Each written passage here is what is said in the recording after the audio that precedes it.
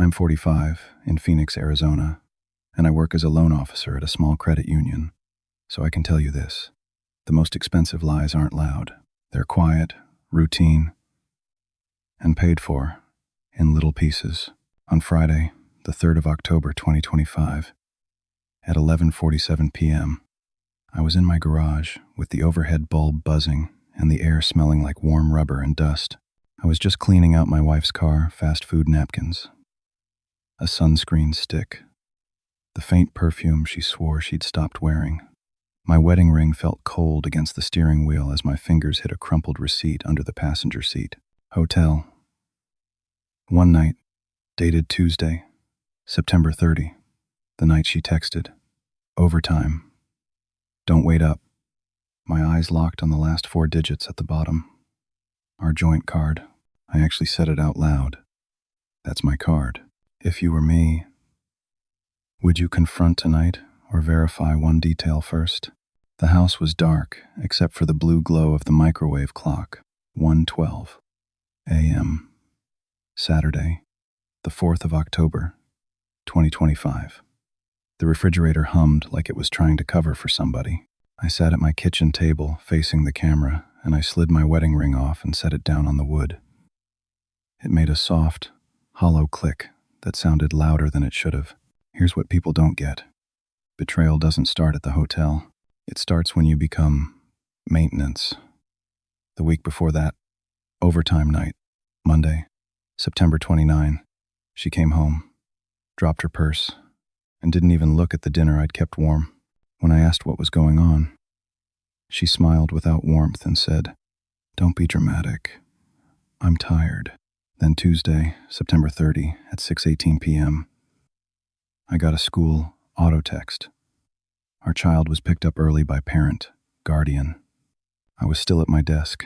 I remember the smell of burnt coffee in my office and the way my stomach went tight, but I swallowed it, like always. What's the smartest first move? Secure evidence, protect the kid, or freeze finances before I tell you what I noticed next. Sunday, the 5th of October, 2025, 6:40 a.m. The kitchen smelled like burnt toast because I forgot it in the slot. My hands were moving, but my head wasn't in the room. I was at the table with a legal pad, a pen that kept skipping ink, and my wedding ring sitting beside the paper like a small judge. I didn't call her a name. I didn't accuse. I built a timeline because feelings lie, but timestamps don't. I pulled up our shared calendar, the one we'd used for dentist appointments and soccer practice. The OT block on Tuesday night was gone, deleted. That wasn't proof of anything by itself, but it was effort. People don't erase what doesn't matter. Then I went back out to her car with the morning light slanting through the windshield, catching dust in the air. In the glove box, under the insurance card, I found a valet stub creased, like it had been folded and unfolded too many times. Same date as the hotel receipt, Sep 30. A check-in window printed on it. That window overlapped the early pickup text from school. My throat went dry, because now the question wasn't, did she lie? The question was, where did our kid go after that pickup and who was in the driver's seat? Monday, the 6th of October, 2025, 4:18 p.m. My office lights flickered the way they always do when the AC kicks on, and the printer smelled hot plastic and paper dust. I logged into our joint card account the normal way, the same way I pay the utilities. No tricks, no snooping, just math. My wedding ring pressed into my finger like it was trying to wake me up. There it was, the hotel charge from Tuesday, September 30. Same amount as the crumpled receipt, same merchant name, and then 3 minutes later, another charge. Smaller, at a pharmacy, less than a mile from that hotel. I stared at the line item until my eyes hurt. Because that pharmacy wasn't near her office. It wasn't on the route home. It was near the hotel. And the purchase time was 9:03 p.m., right when she'd supposedly been staying late. That's when the cold realization settled in. Our child didn't get picked up early to go home and watch cartoons. Our child was awake, breathing that same city air near that hotel, while I was still pretending to be a patient husband. I didn't yell. I didn't text her. I just wrote one sentence on my legal pad, slow and steady. My kid was there. Then I noticed something worse, because the pharmacy receipt code matched a brand I recognized. A brand our child refuses to take. So who bought it? And who was trying to keep our child quiet? Tuesday, the 7th of October, 2025, 10:25 a.m. I was in my car outside a strip mall office, engine ticking as it cooled, the air smelling like sun-baked vinyl. I rolled my wedding ring between my fingers like it could keep me steady. Then I called a family law office, not to get revenge, not to destroy anybody, just to stop guessing. The receptionist didn't ask for drama. She asked for facts. Married? Joint accounts? Any kids? Any safety concerns? Her keyboard clicks sounded like a metronome. She told me something that landed like ice. In Arizona, what you do first can shape custody. Status quo. And accusations without documentation can backfire. She said, if money's moving, you document it. If a child's being used as cover, you address it fast, calmly. Then she asked one question that made my throat tighten. Do you have reason to believe assets were shifted or a new account was opened? That night, a white envelope in my mailbox answered her before I could. Wednesday, the 8th of October, 2025, 7:06 p.m. The porch light was flickering, like it couldn't decide what it was supposed to reveal. I opened the mailbox and felt that dry, papery drag of an official envelope between my fingers. No address matters here, I'm not doing that, but the names on the front were both of ours. Inside, the page smelled faintly like toner. A welcome notice for a new savings account, opened 2 months ago, with paperless statements turned on. The kind of thing you don't see unless it gets triggered by a settings change or a compliance mailing. My stomach didn't drop. It went quiet. That's worse. At the bottom was the linked account, our joint checking. Same last 4 digits I've memorized from paying bills for years. My wedding ring felt heavier, like it had absorbed every "don't worry about it" she ever said. I couldn't view the paperless statements, but I could see transfers. And when I pulled the history, I saw the first small move start right after her girls' weekend. So why would a weekend with friends be the beginning of a secret account?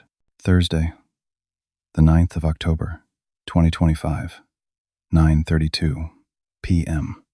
The TV was on mute, throwing pale light across the living room like a slow strobe. I sat at the table with my legal pad, the air smelling faintly like dish soap, and I turned my wedding ring in tight circles until my skin warmed under it. I didn't dig. I reconciled.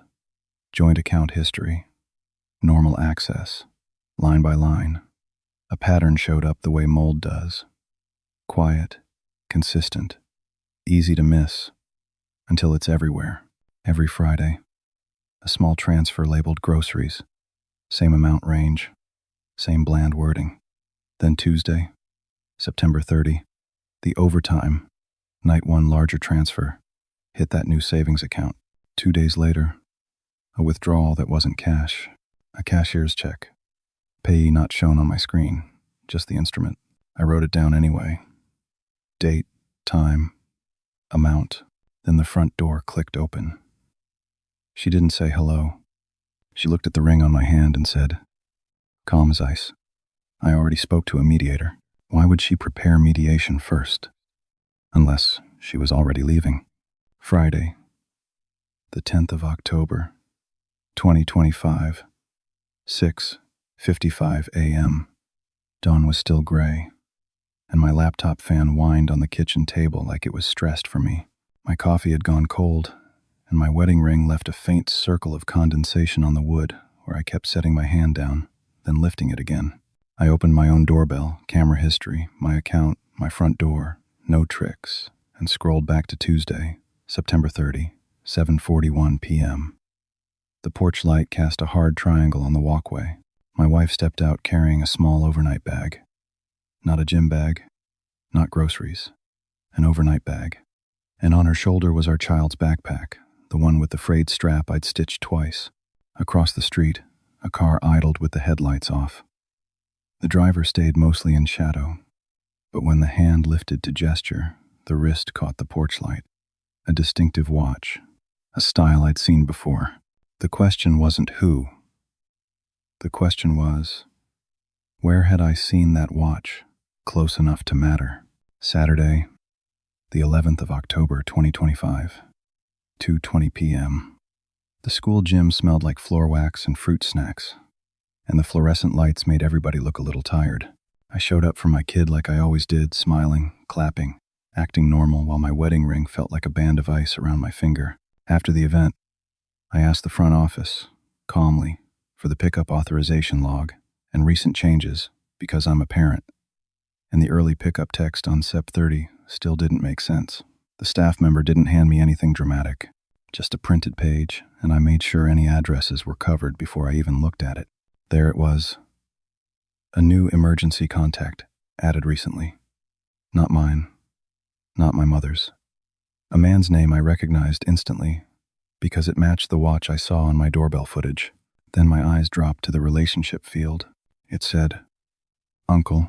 So why would my wife label him family unless she'd already rewritten our lives on paper?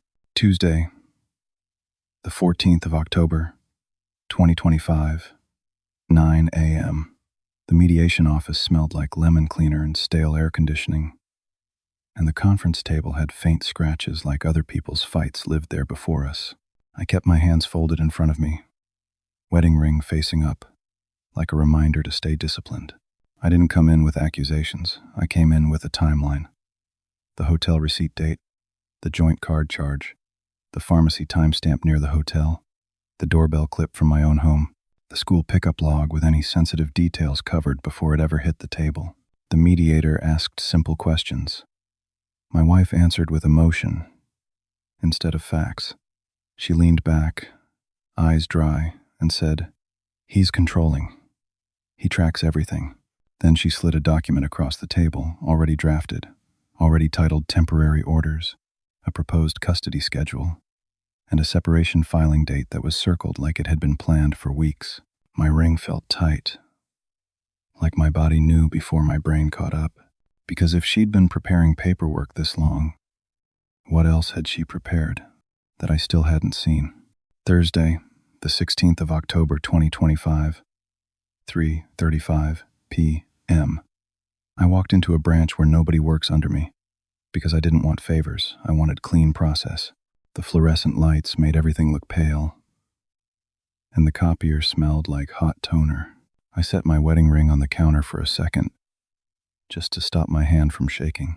I asked for two things I'm legally allowed to request on a joint account: the image of the cashier's check and the transaction detail tied to that overtime week. The manager printed the cashier's check copy and slid it across like it weighed a pound, payable to a property management company, not a hospital, not a relative. Rent. Then, in the mediation disclosures, I finally saw her pay stub for that period. No overtime hours, no extra pay, just a normal week, dressed up as sacrifice. I didn't confront. I didn't call her a liar. I took a photo for my attorney and put the ring back on. And the next morning, the school portal sent an alert that made my stomach go cold. Friday, the 17th of October, 2025, 7:14 a.m. The school portal alert hit my phone while the shower ran thin, water hiss, mint toothpaste in my mouth.